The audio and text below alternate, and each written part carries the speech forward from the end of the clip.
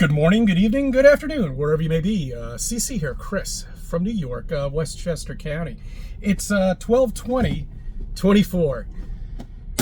Oh, well, the Globers finally got what they wanted, their 24-hour sun. This is all they have. This is it, okay? They'll be gloating about this for months now. You see, it really doesn't mean anything. I have been speaking about it, and many other flat earthers have been speaking about it too, that there are multiple suns. But when we say that, we can look at it two different ways. In a digital world, I don't even think that's possible either. I think digitally you have your own sun. It follows you, just like the moon. The moon follows you too, okay? That can only be done through a reflection. Now, in a computer game, you're not going to want to have all your resources make multiple suns. You want it to create reflections. So we see as reflections. And that's exactly what you're looking for up there. Now, God created this.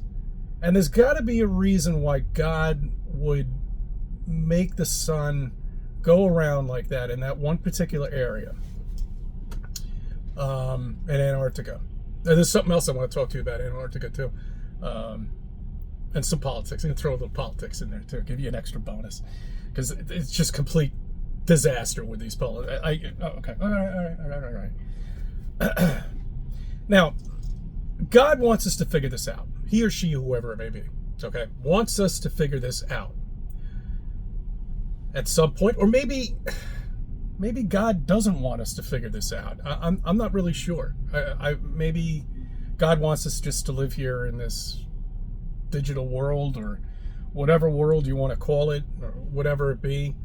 There's a lot of traffic here in a fucking parking lot, for crying out loud. It's Christmas. All the trained rats are out shopping in the middle of the afternoon. Because they got nothing to do. You understand that? Christmas wasn't like this. Christmas was, you got around with your family, you spoke to them, you had a great time, you sat in front of your dead tree with lights around it and stuff like that. It wasn't all about shopping and buying shit and what do you want for Christmas? What do you want for I want that. It's fucking bullshit, and you're wasting your freaking money.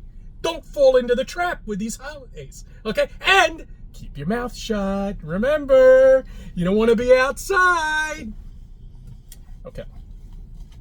So I don't know why that would be put there. Now, I have a couple of ideas.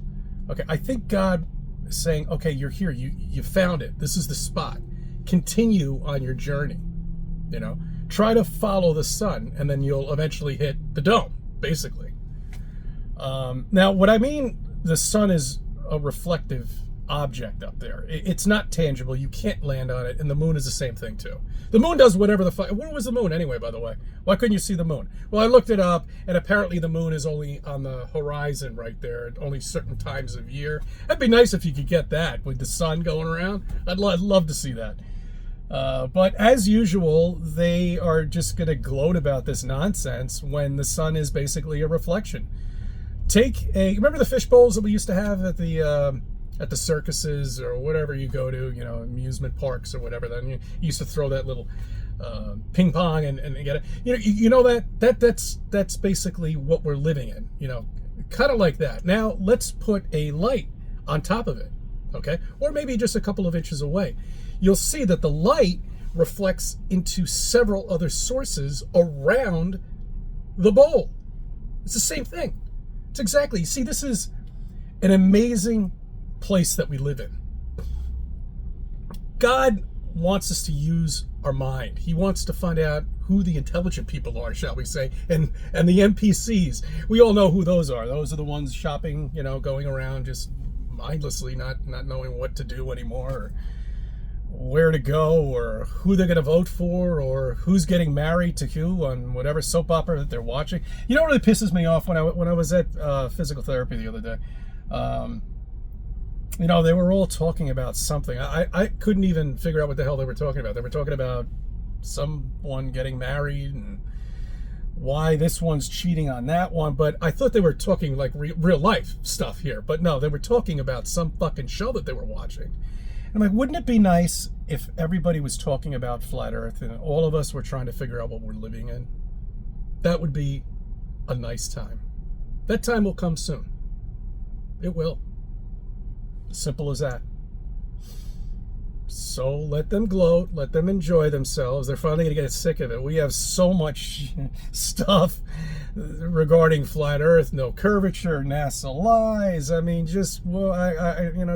we've got so much stuff. I mean, why are there harnesses there? Why can't they just shoot a rocket off into space and have it go straight up, just like your amateur rockets do? They go straight up. They don't curve. And just put a fucking camera on the bottom. Put cameras on the side. I want to see this go. I want to see the horizon disappear, and I want to see this fake supposed spinning wet ball disappear into a small little dot while this rocket exits the area. They'll never do it. They can't do it because it doesn't exist. The highest rocket that we sent up there only went 73 miles. That's it. That's the highest spot it went. And it stopped. He's not even a flat earther, that amateur rocketeer. When it stopped in, we're not sure. Could that be super cold water or something? I don't know. I think that's what it is. All I know is what we live in is highly reflective. It's like a generator, basically.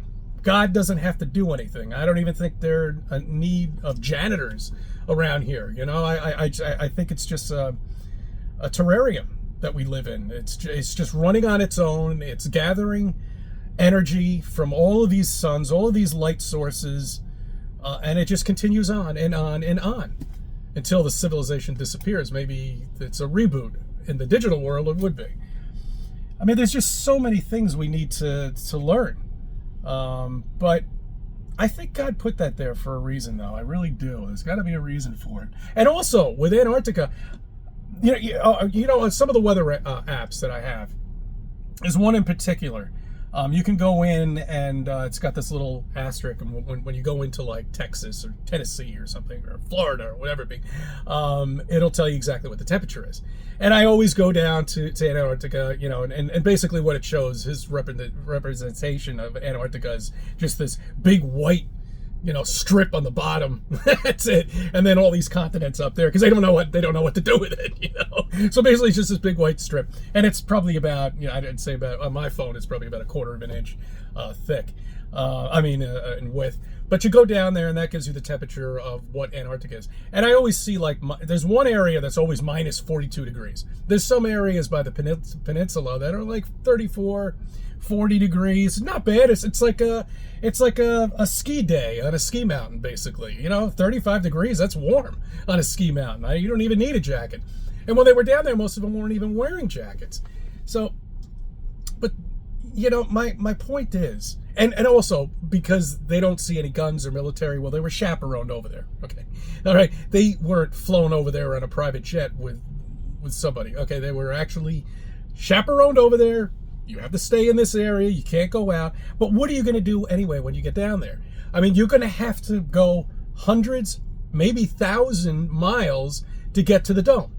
Nobody has the resources to do that. You have to go down there with a yacht or something. You have to have a helicopter.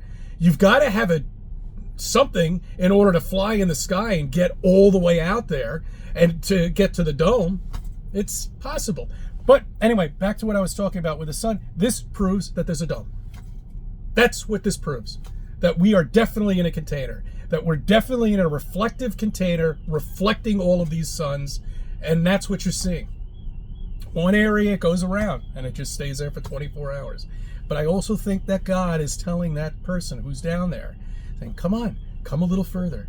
There's something else to see over here. You're not done. You're not finished. It's not only the sun. You've got to continue on with your journey.